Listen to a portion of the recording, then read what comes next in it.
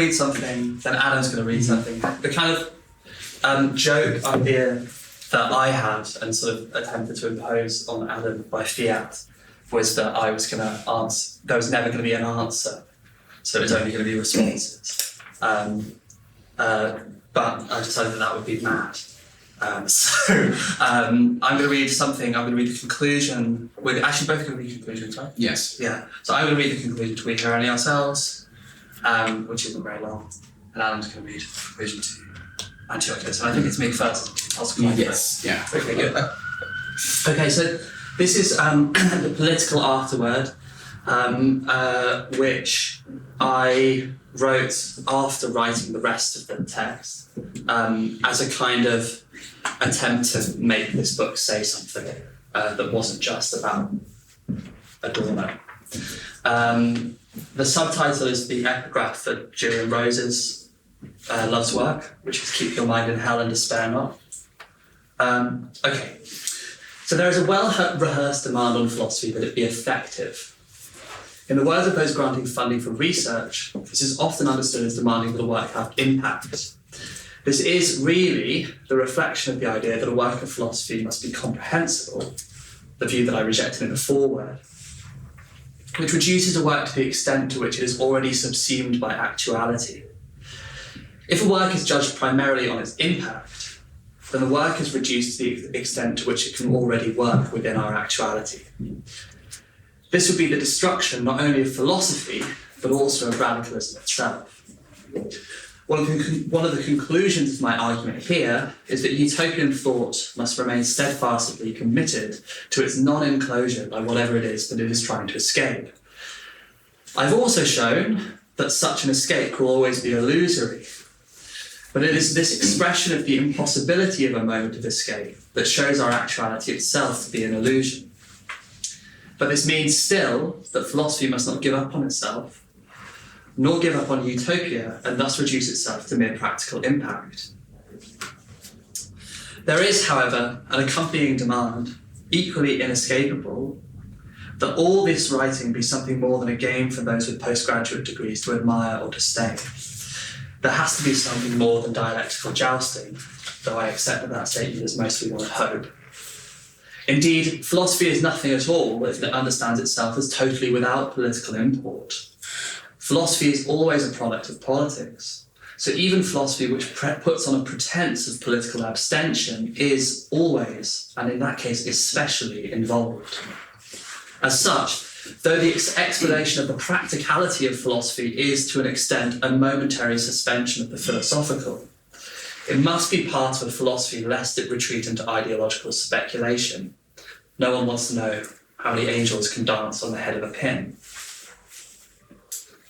So let me say this. Herbert Marcuse, in his political preface to Eros and Civilization, also written after the rest of the book, argues that the conditions under which those in the global north now live are, quote, transforming the earth into hell. But this hell is concentrated in places far away from the eyes of the citizens of Beverly Hills, Mayfair, and Monaco. It is those infernal places that illuminate the whole. I'm uneasy about at least one aspect of Marcuse's argument here, namely the invocation that the radical action of people of colour against colonialism and racial capitalism will do what white Westerners are too comfortable to bother with. That said, I will say that the inferno illuminates the whole. Those ways of life condemned to non-redemption, that are there primarily to be cured, are the inferno that will at first shine light upon the whole before setting it ablaze. Utopian narrative can be constructed, therefore, in the articulation of these infernal identities, whose break with actuality will always be a falsehood and will show the whole to be false. Indeed, the point of such an inferno is not to hold up those identities as what is there to be affirmed, what it is there that we could say yes to. The thought of utopia tells us that we do not live in the right world. We will not find liberation by excavating through the wreckage of history or in lost futures, no matter how hard we look. Utopia is not in history. It is not anywhere. Inferno illuminates the whole not because a revolutionary identity will emerge from its flames that will finally be the one to affirm. There is no redeeming a detention centre. there is no redeeming a prison, there is no redeeming Gaza. But in hell, identity is at its most false, and as such, at its most utopian. So just as this afterword has to appear as a separate to philosophical analysis, so politics will always, for a moment, present itself as a break with the social. Politics must always deny its comprehension from the point of view of the whole, and so denies its comprehension under the philosophical. Infernal identities are created by the machines of death and only secure their utopian quality by their negative relation to actuality. When one presents as outside of some system, outside of the wage relation in structures of mutual aid, outside of gender and non-binary expression, in fugitive defiance of race as a determining force, all of those are false, but they are no more false than what is given. It is hard work to maintain an illusion. The machines of death know this. So we infernals must work harder. Keeping up the apparition of the non-actual within actuality is a battle, and like other battles, this one will be won by an organised mass. Leaning too far into a strategy of individuality, believing that by making oneself smaller or even imperceptible, one will be less easily engulfed by the rest of actuality is always a mistake. We are always just as much part of actuality. The illusion will only ever be maintained with collective support.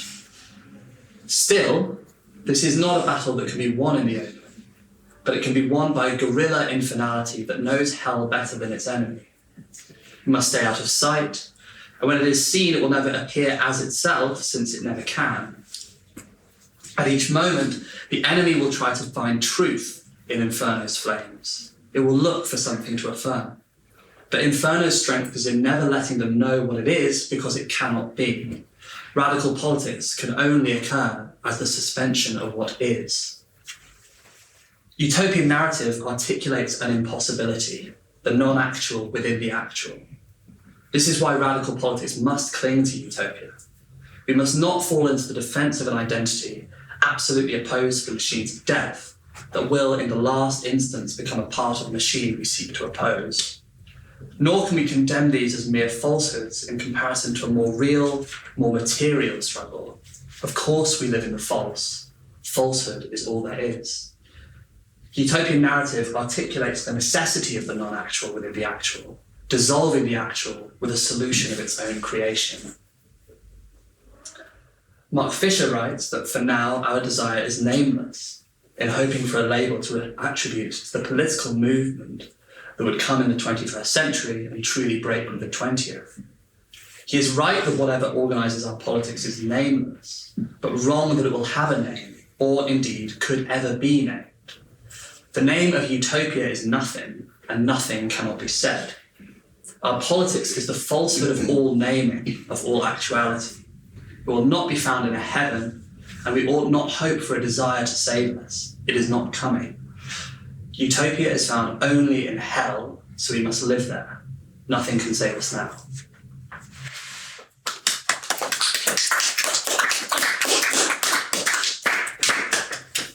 You should just start. Yeah. Well, Steve, concluding uncybernetic postscript to Anti-Oculus called What is Philosophy? And luckily, the last chapter before this also ends with an image of hellfire. So, the image of hell, at first glance, appears to be an unwelcome visitor to the discussion of psychosocial machines. Nonetheless, the machinic economy of the image and of the unconscious, in being determined by the capitalist process, tends towards an infinite and unyielding drive for accumulation and production. The law of value has instituted itself in the world system as its imperial axiom, with the help of many of the machineries that we have taken great pains to describe. It has achieved a perfect isomorphism with that legal institution that, according to dominant trends in Christian theology, quote, knows neither interruption nor end, hell. The image of hell is isomorphic, that is, translatable in form and function, to the principle of the world system. Such an image of eternal hellfire is nonetheless not an ahistorical image, but an image whose popularity has bloomed under a Calvinist, capitalist unconscious, centred on an eternally decreed and unyielding debt. Namely, the debt of systems to perpetually correct their course in infinite gatherings of feedback and data, and the debts that capital owes to itself, the imperative to always be more of itself, to capitalise upon itself. One does not escape hell by redemption, itself an economic transaction, but through a rendering inoperative of the infernal economy. The question is not, in a sense, what is to be done, but how is it to be done? It is a matter of tactics in relation to an understanding of the enemy's machinery and their politics of strategic oversight. Whether it is Mackandal in Haiti, the George Floyd rebellion, the Toul prison rioters, the resistance of groups like ADAPT, or Marguerite Parate's silence for her inquisitor, each provides an exemplar of a manoeuvre of escape. Withdrawal made in order to make possible a means of counter-attack. The withdrawal that makes new becomings possible, which is also an assault on what is, that is what we mean when we say creative involution. Withdrawal is nonetheless a matter of degree in our increasingly cybernated world, with capture around every corner and a precarious working life ever more common. It seems impossible to embrace the kinds of fugitivity of a Mackandal, nor can we all withdraw into the manner of the popular image of escaping the cities to rural homesteads. Nonetheless, what is to be withdrawn from is the ceaseless motion and flow of capitalist production and cybernetic governance. One can withdraw from within, much like the creative involution of an organ. It is only in the secrecy of tactical moments of withdrawal within the systems that we can find each other, at the pub, at a union meeting, or in a conspiratorial space. The first task is theorizing, then strategizing. We do not believe we have communicated any kind of totality of machines in this book, and what we call the cyber scene may yet bequeath to us more horrors. Nonetheless, we have presented machines that operate as the apparatuses which determine so many contours of our current inferno.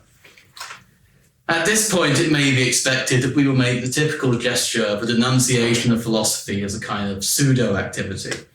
We philosophers have only interpreted the world system, but it is up to you, the people, capital T, capital P, to change it. No, this platitude suggests a distance that philosophy constantly occupies and which we categorically refuse. As we assert in the beginning, we assert at the end.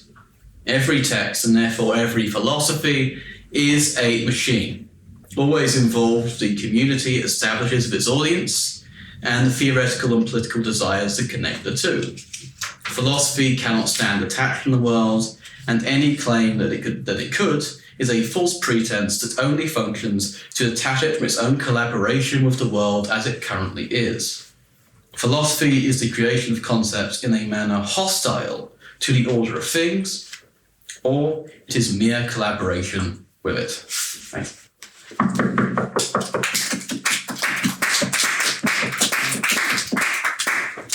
Right. So I think I'm going to ask some questions, right? And then you can come back. Yeah. So maybe one of the most interesting things about this book is the title. Save the kind of the reference to Deleuze and Guattari. Yeah. I'm interested in anti, and thus also in Deleuze and Guattari, and the status of negativity in general in this book, whether in its kind of purely logical mode as negation, or in its kind of political appearance as resistance, as your conception of resistance. And I wonder, in what sense this negation or and when it appears as refusal, genuinely refuses what it says. And my question is really, to what extent does this mode of negation, which is basically Althusserien, it's the mode of it's the understanding of negation as the resultant of non-antagonistic contradictions in the kind of in the French reading of Mao, right? So there's no sense in which this contradiction involves its opposite. It's just, those are problems of thought that you kind of appear to have moved beyond via strategy. And I wonder to what extent this negation accepts the terms of what is given and thus retains an element of the given. It retains the terms of the given insofar as it doesn't give the given its due, in the sense of, the systems of cybernetic capture and control really capture what they capture. Because the theory, so the anti here, typically in dialectical thinking, an example I always give to explain dialectics is a magnet. A magnet isn't just the identity of, if you figure what is a magnet? Okay, it's a negative pole and a positive pole. Okay, well, you've literally, in your thought, you've done what Hegel calls the moment of understanding. You've cut the magnet in half. Now, what happens if you cut a magnet in half? You get two magnets, because the identity of the poles is only consistent in the opposition between the positive and the negative. They're mutually interdependent. And there's a constant sort of refrain with dialectics here of you can't be against anything, because to be against it is to accept it and then posit yourself against it. My response to that is there's a different, ultimately that even if you may see, you can't be against this thing, that means you're defining yourself against it. Well, the first thing doesn't actually capture everything about the thing it's resisting. Example you have ocularity. The ocularity, the main sort of concept of the book, Anti-Oculus, is about finding where attempts at recognizing insurgent forces are not a problem with those insurgent forces themselves, but the systems that try to counter them. So, for example, the example I give is the Haitian Revolution, and Hegel particularly is reading of his racial thinking, because whilst for the slave owners in Haiti, the slaves, it would be absurd for a dialectician to say, why are you trying to negate your own position? That will negate yourself. Like, yeah, you want to fucking negate ourselves. That's the entire Marxist point of it. But in terms of the idea of something that escapes being captured within a dialectical boundary of, if you negate something, you're therefore beholden to it. In the eye of the slave master, the people revolting were, contained by satanic forces. I mean, it was just satanic babbling, which was actually for them the practice of obey a religion and the spiritual traditions that they carried with them. Because the people on those boats were not blank slates, as liberal ideology from Locke onwards said. They had ideas, and they still do, and they still proliferate. And if anything, the diffusing of negativity is more in the eye of the person who proclaims dialectic, in that sort of traditional sense of you can't negate anything about being beholden to it. And in that sense, the anti is to say, it's not a philosophy of escape as there is a new kind of escape, it's that the capture presupposes escape. The dialectic presupposes what's outside of it, as it's kind of, to use the term from Schelling, it's dark ground. I mean, it's the same reason that I think even in your book, that the precondition of comprehensible philosophy is the addition of incomprehensibility, which still exceeds it. I mean, but I think that's really interesting. I think that is exactly the point. Say your reading of Haiti, which I don't think is C.L.R. James's. It's Robinson's. No, well, it might be Robinson's, but that would be. My claim isn't that you can't escape things, really. My point is that you haven't. So I think in some ways you might like to think of this as my critique. If I didn't think that you could escape anything, I wouldn't be doing anything, right? I'd just be a nihilist. But my point is that you're still writing a book, and you're still in thought. And my question, I suppose there's a real kind of dangerous charge here, which is that by thinking that there's something genuinely outside of it, there's a kind of sphere of action of escape, which is genuinely outside of, say, cybernetic capture or what else. You're essentially, you're in danger of re-importing something that looks quite a lot like an Enlightenment subject, that's sort of free from any external determination, that has worked out for itself what it is, right? And the kind of the Spivakian point, which I think is just the same as the Marxist one, is that there is nothing other than the comprehension of falsity, And now that can re-affect your action in important ways which are non-philosophical, right? That might affect genuine action. And that's sort of the point of one of the aspects of narrative, and we hear only ourselves. But to think that, I mean, you think that capture always presupposes escape. My point is that escape also always presupposes capture. And you've only seen one way in which this is going. But because insofar as everything that escapes is always conceived as that which escapes by what is captured, it's why you have to write this text from the point of view of the ocularity of company. I think this is why we're so interested in reviving the somewhat trivial notion of accelerationism, which is a trivial notion. Acceleration is what if my lads were faster than the other lads, but there is a moment of contingency and a decent amount of historicity to this, in which yes, escape presupposes capture, absolutely. But nonetheless, I do think it presupposes. Actually, I say that no. Actually, I take myself back a little bit. I'm still sympathetic to the Bataille idea that it's the negative, the dark element essentially which structures the boundary between the two.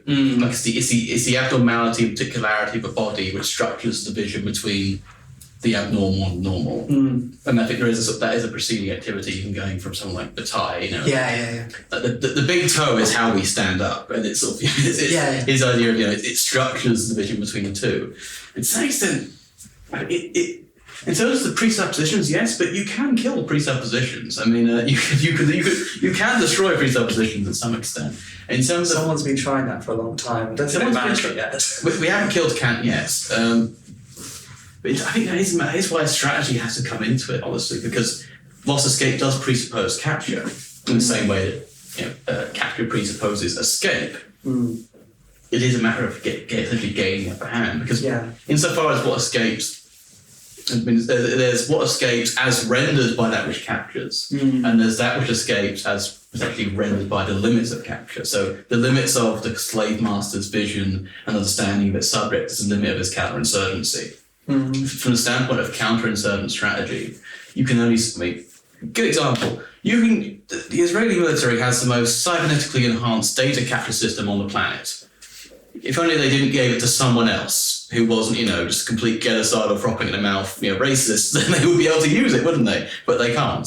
The data is only as good as the people that programmed them, and their life determines their consciousness, not vice versa. And so I think there's a risk there of, by saying, aren't you really captured by presupposing a thing, it just ends up being, there is ultimately no escape other than the false. But recognizing the falsity of yourself being rendered intelligible as data, as normal, as this version of racialized subject, I think there's a kind of resonance there between our two works, particularly on the level of recognizing this as false, but just not. I think there's the tension between our two works in terms of, can you still speak of it?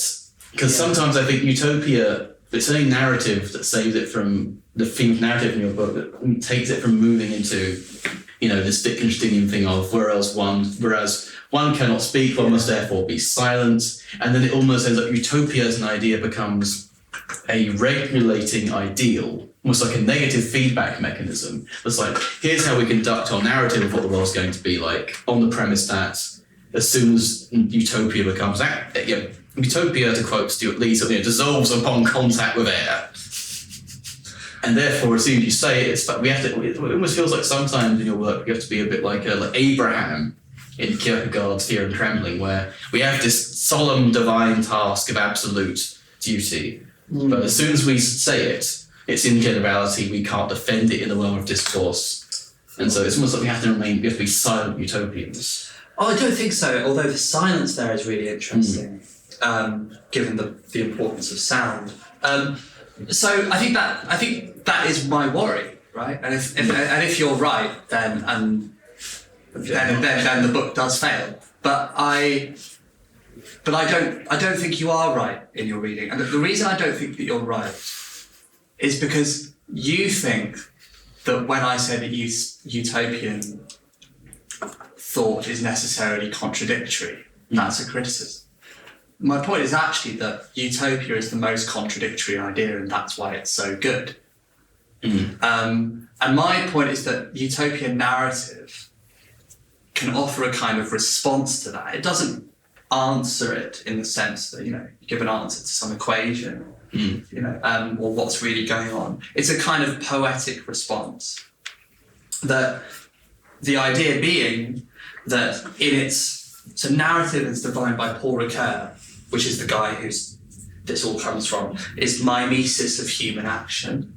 That is to say, it appears as if these things were done. So if you read The Great Gatsby, right, it looks like this, it appears like something's actually happened. Similarly for history, right?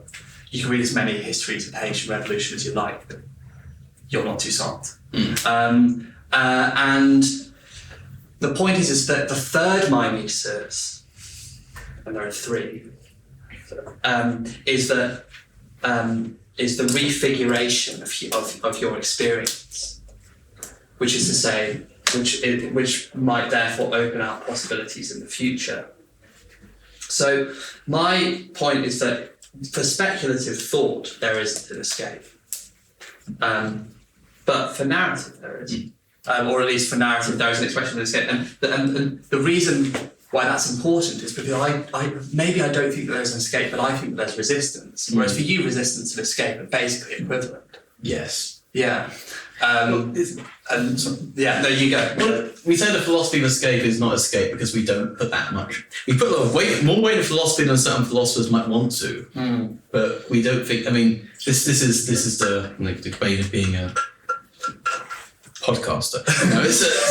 Because some people think you are. People buy the Chapo Guide to Revolution. No shade on Chapo, of course, but we didn't want to write. Here's a manifesto of these guys who live in your phone who are going to tell you how to do revolution. We know that there are limits of certain strategies of policing. We can analyse policing and essentially provide a counterinsurgency manual. We're not going to underrate philosophy in the quietest way of an analytics or tradition, but we're not going to overrate it. If the philosophy of escape itself escaped, we would have done that by now. Yeah, no, exactly. I mean, there's so many failures of escape, particularly in the sorts of things we look at. I mean, the cybernetic communes. I mean, I said this at the last event. The cybernetic communes of the 70s, where everyone was going to go out to the countryside, buy some land. I mean, Black Hammer famously did this. I probably shouldn't mention them on record. They're a weird cult. But their thing was, let's all go to the provinces. Let's all buy some land, and then make a commune there. Yeah. And that's just white flight, but from the left. That's taking away the demographic of middle class people that can up and go. And taking away the people who can afford bail, that can pay to GoFundMes, and fucking won't get hit by the cops usually because they don't look like the very people the cops are most hostile towards. And so the theory of escape we've got here is not a theory of getting to the outside, the thing that Land was talking about. More is it how there's actually a non-philosophical presupposition hidden within the philosophy of capture, which is why the elaboration of philosophy of capture, taken to its limits, and this is a Hegel point, if you reach a boundary, you're already some way on the other side of it, provides a philosophy of escape. So I think perhaps there's a really telling example, which no. But I just want to. Where is it that you talk about Mark Duggan? The Ultimates. Yeah, exactly. Hang on. This is highly professional, as you can tell. That list is incomplete, by the way. I really thought what's going to be. Well, no, it is incomplete. Two people check through a book. That's very fun. Yeah, that's really fun. Yeah. Well, okay. There we go. While I don't. Thank you very much. So you write about this ultimate. So the ultimate human, the last person to be murdered by a system which triggers an acceleration into active revolt, is an entity that power struggles to quantitatively define. Systems of information regularly only pick it up when it's too late. George Floyd, Breonna Taylor, Rodney King, Mark Duggan, Massa Hamini, Brianna Gay, to name but a few. These were the ultimates, the final bodies coated in hot blood before this heat crossed the threshold. Now, what I want to know is there is one name that is conspicuously absent there because, one name at least there, Brianna Gay, right? There hasn't been. Yeah, but that was optimistic. No, fair enough. Yeah. But the name that's conspicuously absent there is Emmett Till, which is interestingly the only one that, which is the one that. Still after recording. The only example that the only reason that it was absent conspicuous to me is because that's the only example I give of utopian narrative in the whole world. right? So the last page is the example of the Emmett Till photograph. So there is an example of utopian narrative, which is the photograph taken of Emmett Till, which has this quality that Fred Moten describes of being, you literally can't look at it, right? It's like the most horrible thing you could possibly look at, but yet it also demands to be looked at. And in its kind of like, in that kind of contradictory action is reflected, I think. So you have to look at it in light of, a feeling that I should look at this for, because I think that this will create some kind of reckoning of action. But similarly, you cannot look at it, not just for the violence that it depicts, but for the violence that it remembers. Because of course the point of that photograph and the reason that Mamie Till demanded that the funeral be open casted, demanded that they'd be on the front page of the New York Times, was because she thought that it would make obvious a kind of history of violence. And in that case, it's precisely something which looks quite a lot like it's the narrativization. Had Mamie Till not done that, it doesn't, you could have done that a number of more times. The reason why George Floyd murder, I think, perhaps, gave rise to the action that it did was not just because it was one more murdered person, but because of the videos, the theatrics of that horrible video. It's a matter of quality here, not of quantity. And so for me, that's why narrative is so important for my book in some senses, because I think the narrative really has a relation to action in a way that data doesn't. It's the issue of doing it from the standpoint of the control systems themselves. Yeah. Insofar as we're trying to find a limit to them, they don't. When they do narrative in the sense of they try to render someone who they kill as a sacrifice for the whole of the greater body. Thank you. So an example I give is Nancy Pelosi. She says, "Thank you, George Floyd, for sacrificing yourself for our country." I mean, it was such a disgusting thing that I accidentally wrote the wrong spelling of the word "wretched" in the book. There is that tension of rendering things in light of the apparatuses, which I think was definitely harder in part the second chapter of the book. The third chapter is easier because the manual written for the apparatuses written from a standpoint of people who are against them, as if they were for them. But the Emmett Till example is, that's there is no narrativization of it. It does cut off that narrativization and is resting on a certain kind of, it's retrospective, and that the last person there was before there was a revolt. And of course there is a myth in there, and that there was of course strong protests. I mean, I went to one in Soho, down the road, small vigil, and there was a protest for that. But that's the problem with, presenting apparatuses, you end up sort of missing them in the same way that they do. But regarding the Till photo, I mean, why is it narrative Utopia of Emmett Till? Right. Okay. Good. It does show the falsity of the entire world, because if this world produces this, then it's not worth having. Well, there's that. There's certainly the moral thing, but the reason why I think it's so perhaps I could just read it. So my problem in the last chapter is exactly what we've been talking about, going back and forth about for about the last 20 minutes, which is this question of the engulfment of what ought to be by what is, essentially. Right? And my point is that that's a genuine aporia, and I'm not accusing you of accident, of sort of being a fool and being caught up in this contradiction. The point is that I am too. And so I think that the photograph of Emmett Till responds to that aporia in a narrative mode. So the photograph is prefigured by the history of racial violence and domination that led to Till's death, and is thus prefigured by the scream of a slave, Aunt Hester's specifically, I say that, which is Frederick Douglass's aunt in his narrative, slave narrative. However, as I've already shown, since this domination always requires the resistance that opposes it, the prefiguration by a tradition of continuity is always accompanied by a ruptural tradition of resistance. The aporia that this chapter has been concerned with is really a configurative one, which essentially argues that because the taking of the photograph itself narrates the resistance, which wouldn't be possible without the domination, and equally the domination would be possible without the resistance.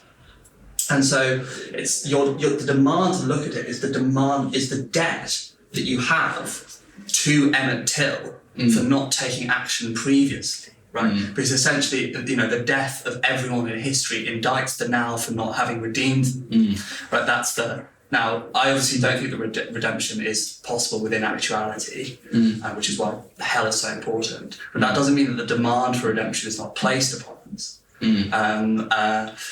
And so I think that there's a continual economy of debt, which, as I said, is the most upsetting thing I could say to a Nietzschean. I'm not a Nietzschean. It comes to the so it's utopian. It's utopian because its demand is impossible, but also necessary. Where our demands are most modest, we only want the earth. Is that James Conley? Yeah, something like that. I mean, but is it this impossibility which sticks with me? Because it's the way we talk. Because your book is about narrative, more about knowledge. I know, but I think the two. Everything sort of melts into Kant, But does utopia end up being a regulative principle then of narrativizing itself? No, because a principle is epistemological and utopia isn't. So a principle, right, would be something like which affects the way that you could correctly apply this. So I could say to you, don't, if you want to know how to apply the category of causation, you've got to look for some event which always presupposes, which is always followed by some cause, right? That's Kant's principle of causation, right? That's what we mean.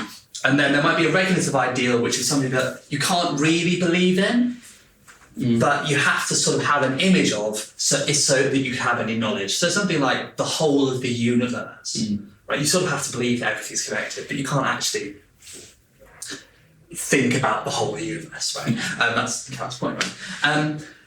But all of that. So I don't think that anything that I have said in this book makes the speculative thought of utopia any less contradictory.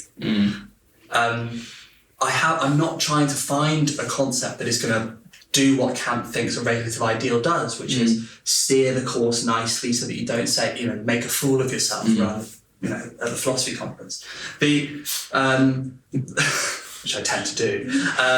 But the point of the narrative is not to make you think about things better, but to make you act. I don't know whether narrative is a kind of thought. It's a mimesis of action, though. Maybe it is, but perhaps that's not the point. It's certainly not about the application of a concept or something like that. And so insofar as the question of whether you're meant to know anything as a result of this, I don't really care. You might know more about the history of utopia, but in terms of what effect it's actually meant to have on you, it's meant to have an effect of action, or it's meant to have an effect on your experience, so I suppose it's a more phenomenological consequence in the weak sense of just like what stuff feels like, rather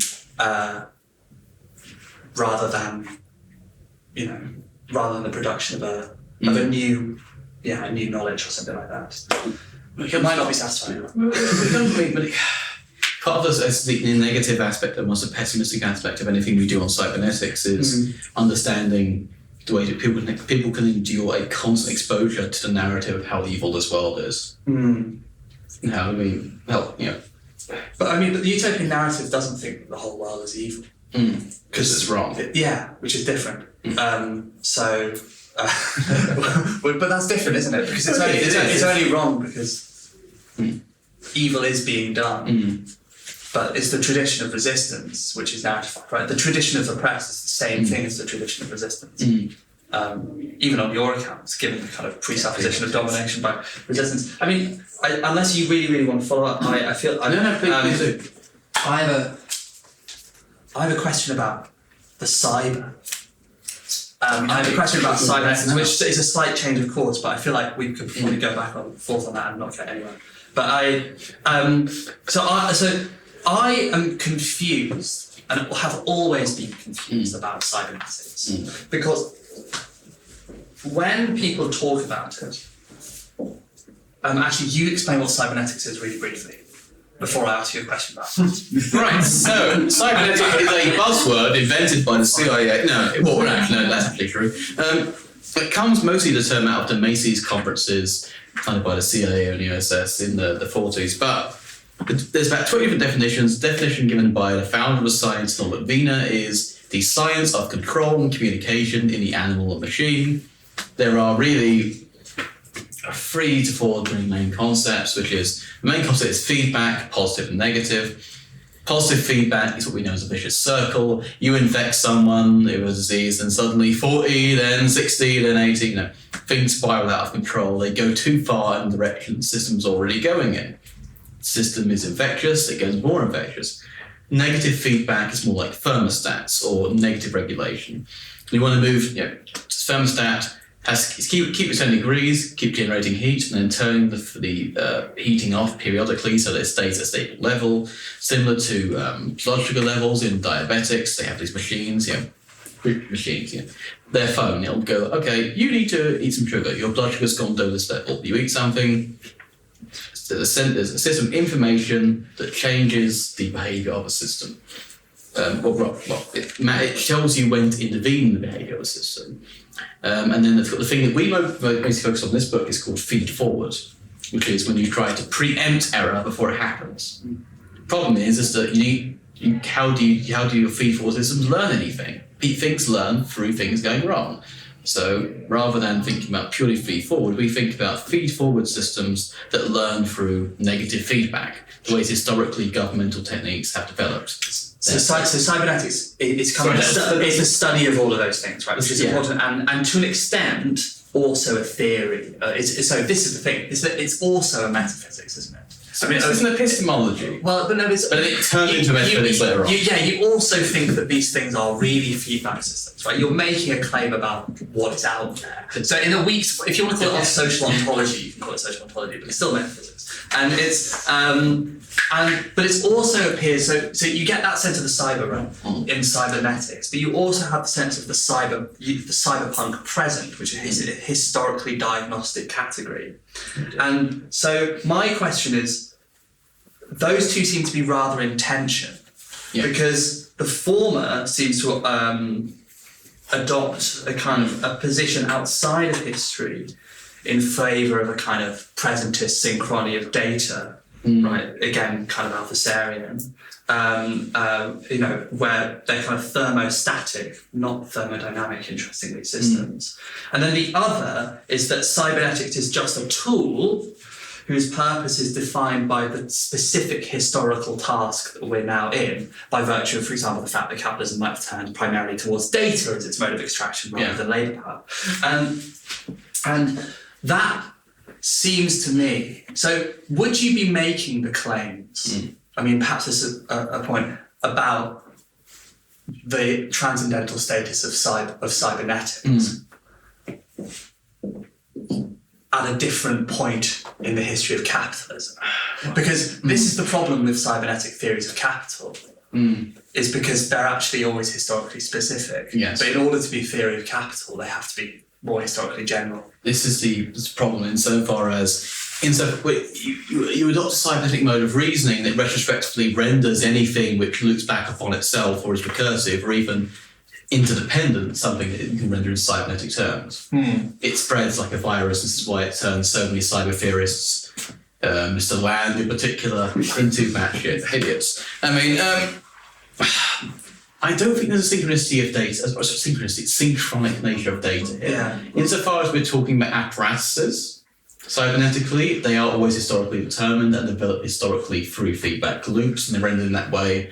Insofar as we can provide an abstract diagram of them, so by diagram I mean like a flow chart, different relations in relation to anything that flows through these stations. And in that sense, we want to provide not so transhistorical, but abstract it enough so that we can provide example of if these functional relations are the same, here are their limits. Right. And in terms of can I ask you about limit? Yes. Can I ask you about limit? What do you mean by that? Do you mean like a boundary? Or do you mean like a tendency? When I say limit of cybernetic, what I mean is in terms of the limit of what is intelligible to it, so the limit of a category. What can we unsip? So Kant's philosophy can be summed up in one sentence. We only receive, in our experience, what is receivable to our capacity to receive it. Mm-hmm. Anything else is noise, signal versus noise. Mm-hmm. And we want to provide the limit of, because every signal comes with noise. And sometimes noise itself can be made into a signal. You can make a burst of white noise. 4-4, there we go, done. It's basically like finding out distinctions, essentially, finding that noise which signals freedom, as Bowden put it.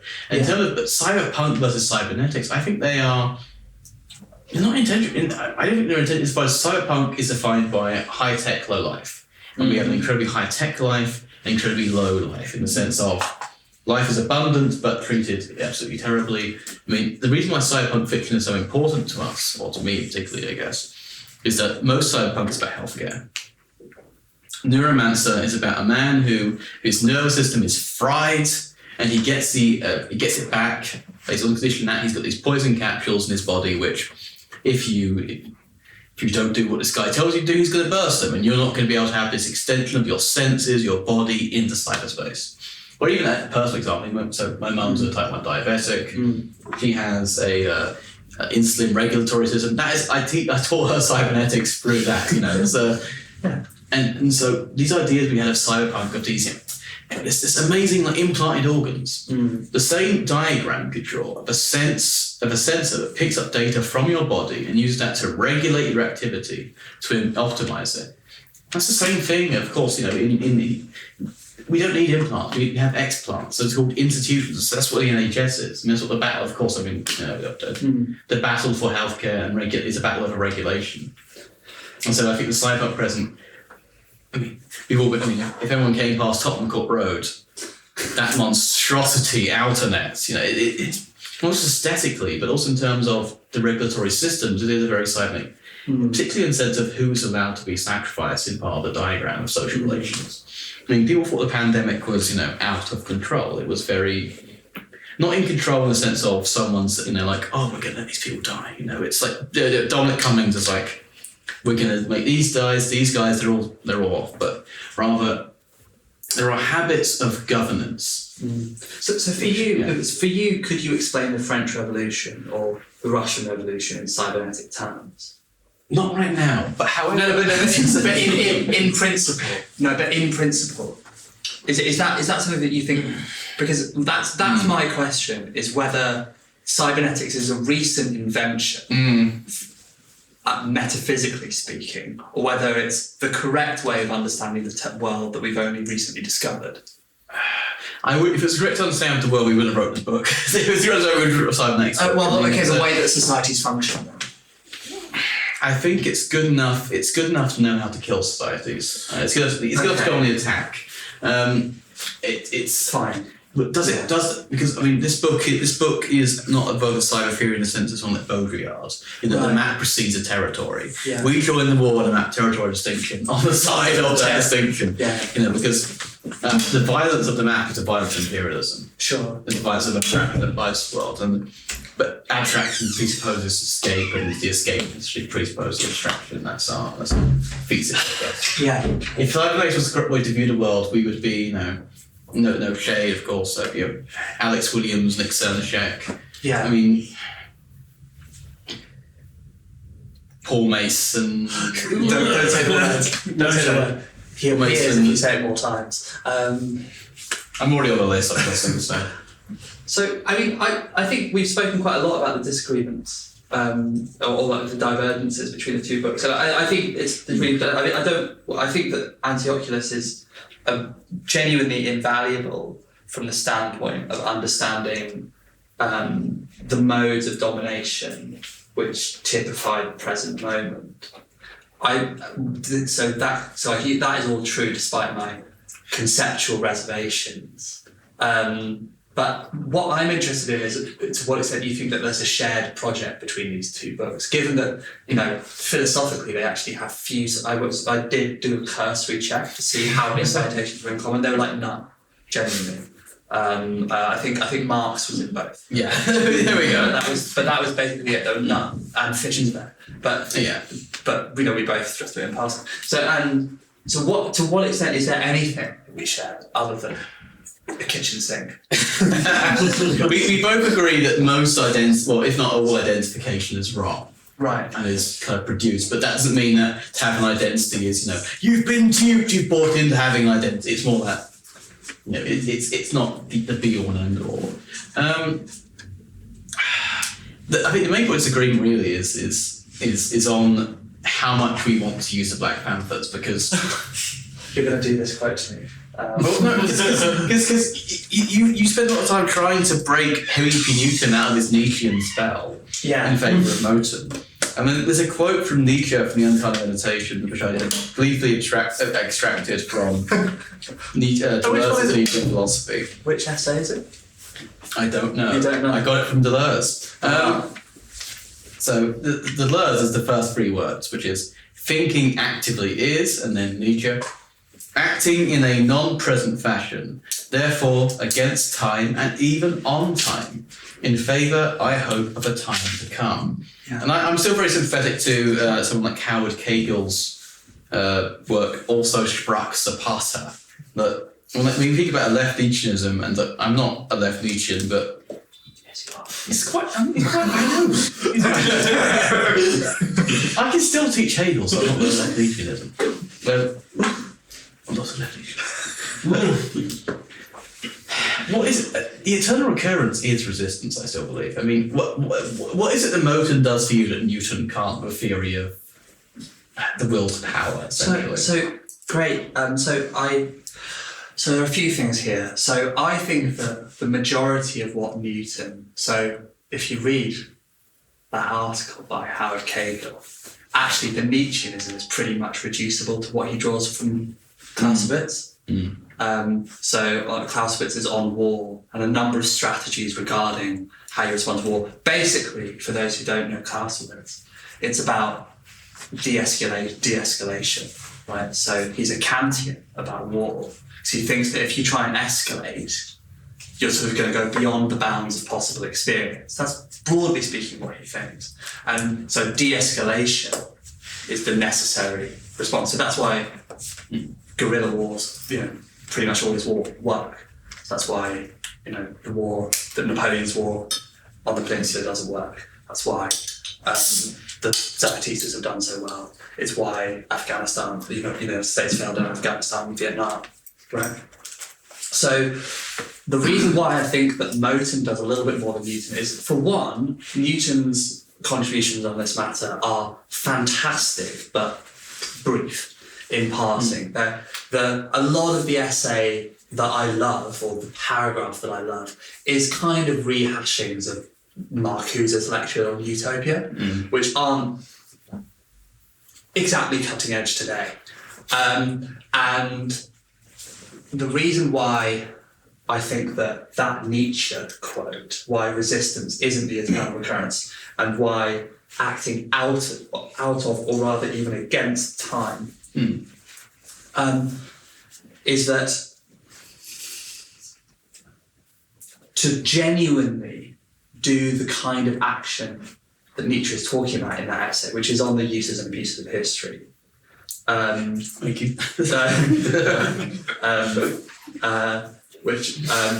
I read it, because it's really important for a curve. To actually do that, you require the representation of the falsity of your action against it. Because my point is that if time is a transcendental condition on representation, which is a kind of Kantianism that I think you agree with, I reckon, right? Because insofar as time is something like a condition on capital and representation is equally indexed to capital, there's some, time functions as a kind of as a condition on the possibility of representation, and as such, the action outside of time, insofar as it's always represented as such, will only ever actually work against it if it comprehends its own falsity. So it does return to this kind of negativity, but to the kind of negativity that I like. So the reason that Moten takes precedence over Newton really is his claim that such a negation can only ever really be represented, narratively speaking, in the kind of the history of a struggle for redemption. So that's the kind of nerdy philosophical answer. The simple kind of moral answer is the only way to act against what is to understand that you're part of it. And if you want to say that these are kind of systems which exceed themselves, that means that the excess is still part of the system. And so it's that tension. That's the whole thing. That's the whole deal, right? So that escape, if it is part of the system, if the machine does work by breaking down, then the breaking down is equally part of it, which is probably a part of it. I mean, because this is the point of chapter 2, which is basically control position is kissed on writ large. I mean, the labourism is control position is essentially the precondition of a typical dialectical view of control, which is it all feeds back in. Whereas creating stuff that doesn't feed back in, I think, is more important than ever. I mean, honestly, mostly because of the stuff we do in the book regarding the current state of the production of data. Yeah. Because where it's produced which is mostly refugee camps. It's mostly refugee camps. It's mostly every time you tap into something. It's my next book. People in refugee camps end up feeding data into machines which train the very things which hunt them down with their escape. Yeah. But luckily, the people using them are all they're rats, thank God. No, you're all idiots. So that's the lesson of these two books. Both theory of transcendental stupidity of the Angloid mind. Yes. Yeah, that's right. I feel that we should probably approach wrapping up. Yes. Because I'm looking at it and I'm thinking... We've already done the Nietzsche spiel. We've already done the Nietzsche spiel. Have you got any dramatic closing remarks, as you often do? Dramatic closing remarks. Well... There's no narrative in this book, which I guess is kind of the complementarity aspect here of we hearing ourselves, or woo,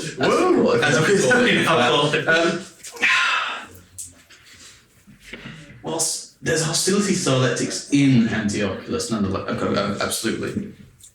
I think in terms of zooming into the falsity of identity, you both share that in common. In terms of narrativizing certain things, I mean the Emmett Till example is a brilliant sort of response. It's a qualitative, but a quantitative measure. Yeah, and we're trying to provide a qualitative, essentially, quite a desensitized view of. We see this horror all the time. Yeah. Eventually, at one point, it ticks over, and that's actually a genuine disagreement there in terms of. Are we just waiting for something to really light the fuse of, hit our limit of the most horrible shit we can see every day? Yeah. I mean, we see horrible shit every day. Yeah. Yes. Are we past that or not? I mean, that's a matter of incubation of movement, particularly. I mean, that's one of the benefits of the marches every Saturday for Palestine. It's an incubating scene for people who want to go to an occupation, people who will feel that sense of, you're not insane. Everything in this country is lying to you, especially anything written down in the English language. I mean, the newspapers really are evil. Rupert Murdoch really is a cunt, you know. Well, I think that's probably a good place to finish. But list people who are a cunt. Yeah. Well, no, I think that's a great place. I think you're absolutely right. I think that the commitment to the false, the commitment to, nonetheless, the thought of something outside of what already is, right? You know, that is absolutely shared. While we might, I think definitely we do, and I don't want people to think that these two books don't disagree. I think they absolutely do, which is why it's more French by way of German, one for German by way of French. Yeah, exactly. That's right. And I think that I think there is a shared kind of political and philosophical project. And one is endorsed by Etienne Ballard. We appreciate your support of the imprint and the channel. Subscribe to Zero Books today on Patreon. Your material support helps us to promote a variety of perspectives on the left. Also, discover the many titles, new and old, that Zero has curated. Navigate to any of the links in the show notes to extend your support.